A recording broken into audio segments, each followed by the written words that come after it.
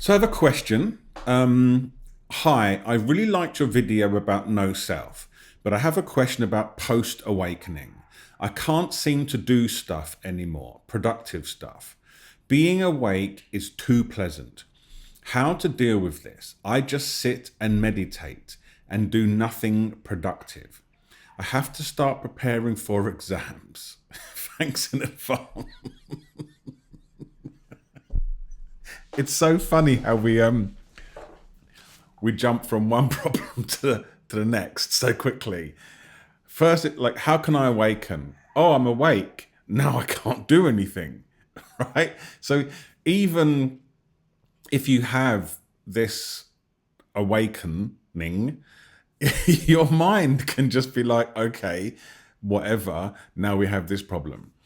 I did reply to this, and I basically said, commit to testing if the pleasantness remains when preparing for exams. So you commit, does this pleasantness say when I do things I don't want to do?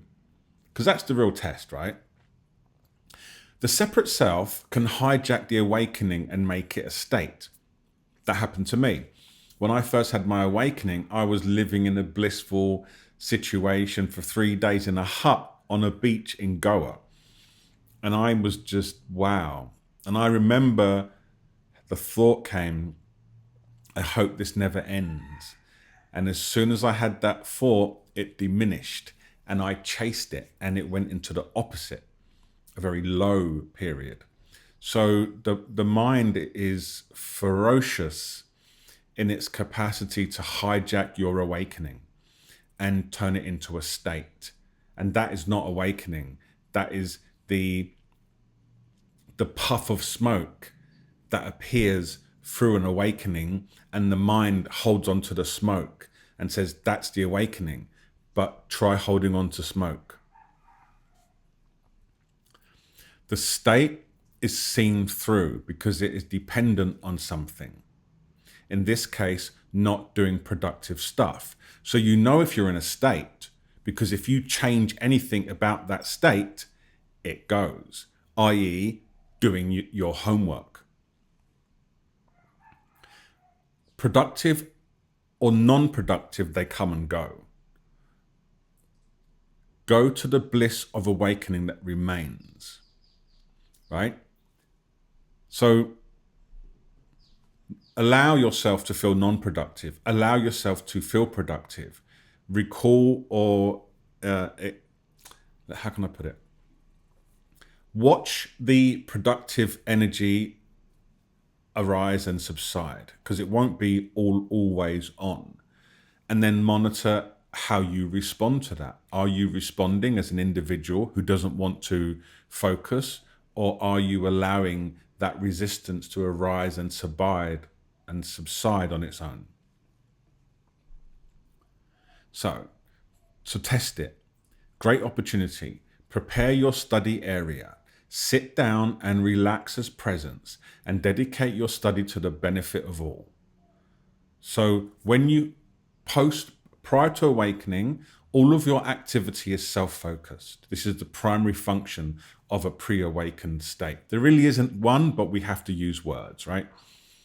Post-awakening, which there isn't one also, but that's a whole nother video, your focus becomes more and more for the benefit of all, including yourself. So you don't become a martyr like Mother Teresa type syndrome, although I don't think she really was, but we use that saying. You don't become a martyr. I do everything for you, I do everything for others. And you don't become a self-centered, completely self-centered, I just do everything for me. It's for the benefit of all. What is most beneficial for all sentient beings? And studying for your exams, if you're a young person at college, is quite a beneficial thing to do for all, generally, although it might not be. You have to ask, but you dedicate this practice to the benefit of all. And in this case, it seems to have been of benefit, because it says, I see, thanks, that comment was helpful. Studying for the purpose of all is a very healthy mindset shift that does not allow the separate self to operate. If the enjoyment is disturbed by thoughts and actions, if so, how is it disturbed? if you're studying and you're awake and you're learning and there's a voice saying, I don't want to be doing this, I don't feel like doing this, I have no motivation to do this, how does that disturb the knower of that? Can the knower of that even have motivation? Can it be unmotivated? How can the power to perceive become unmotivated? It's never turns off. It's like this light here. Is it motivated now? Or is it unmotivated now? No, it's just on, right? It's not even in that realm. If I was the thought of the light, I could be motivated to stop the video right now or continue, but the light, just on.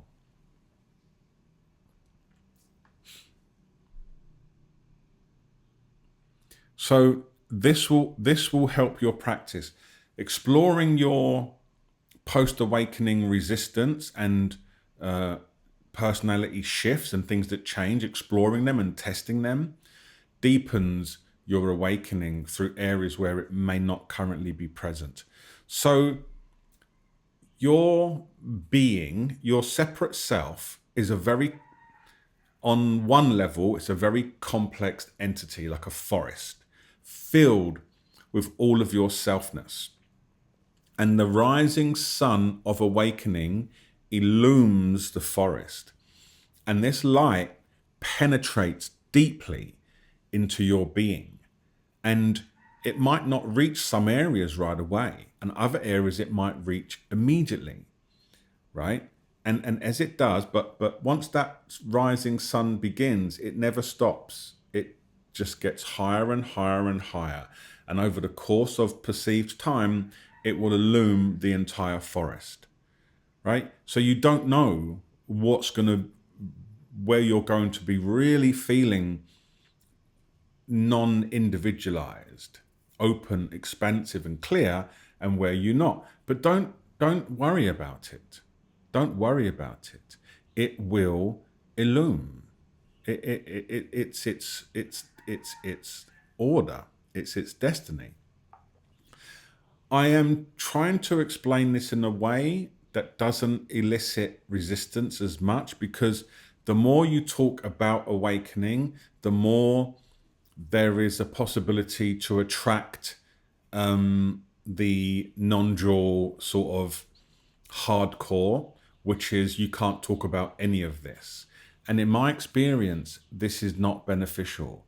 And even if you have, even if it is beneficial for some people, it's a very small minority.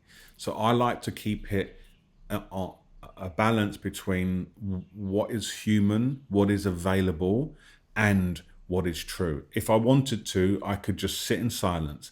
If I wanted to, I could really be strict in my use of language to only talk about the pure non-dual experience. But I find that most people are still feeling a sense of self. They're still feeling a sense of body, and they may do indefinitely, but that is not a prevention of awakening. Okay, so when you have an awakening, I will agree that there can be a decrease in your motivation.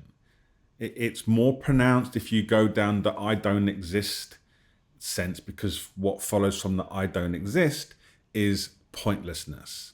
And then the motivation is concave. Rather than it being absent, it becomes concave. Where what this person's talking about here is, I feel so blissful in my state that I don't feel motivated. But that is a form of clinging.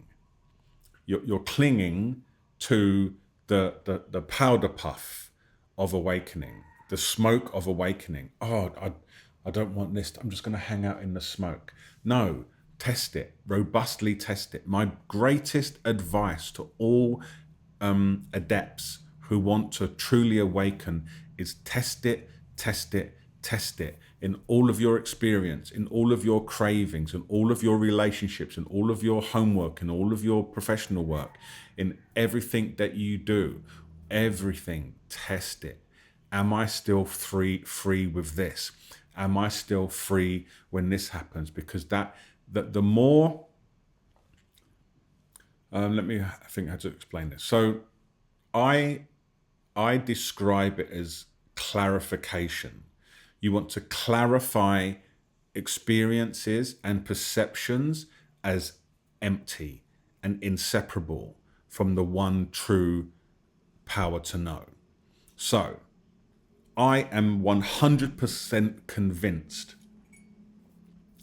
that the form of this cup is inseparable from the clay from which it's made. 100%. The clay is real. It has a weight and a texture. The form, the cup, is the illusory part. I am convinced of that. Nothing can make me doubt that. Okay? So in your experience, it might be that, the self that appears is inseparable from the knower. It exists because the form of the cup exists, but not separate from the clay. I can come to the same conclusion about myself. This is a more complicated perception. I'm just showing you random objects because it's got plastic, it's got electronics inside, different components. So it's harder for me to say that this form is separate from what? The plastic? Well, the electronics are separate from the plastic, right? The button is separate from the cover. So it's a bit confusing. It's more confusing, right? What you might be able to say is the function of this, right, is inseparable from the appearance, right? Without this, you can't have that function, and vice versa. So this is more complicated. And the point I'm making is that that's a much clearer appearance to see its non-separate empty nature, the form of the cup. This is more complicated. You're going to experience the same thing in your life. Some things are just going to be so clear that it's inseparable from your power to know. And suddenly, normally about emotion and descriptions, something appears that just feels very, very sticky. That's when you test it. Do your homework. Go ahead, see how you feel. Find its indivisibility. Find that your blissful nature is independent of circumstance. If you don't find that, do an inquiry while you're doing your study. I did this for years. I tested everything, triple, quadruple, from the biggest highs to the biggest lows, to the most difficult life circumstances to the most pleasurable. I have tested this inside out, upside down, and everything. And I can assure you that I did not find anything separate anywhere. And I found nothing that can diminish the blissful nature of knowing yourself. Nowadays, there can be a temporary glitch where obscurations appear momentarily. The ow wow one I've been talking about, you kick the side of a table with your foot, that initial ow obscures your true nature massively.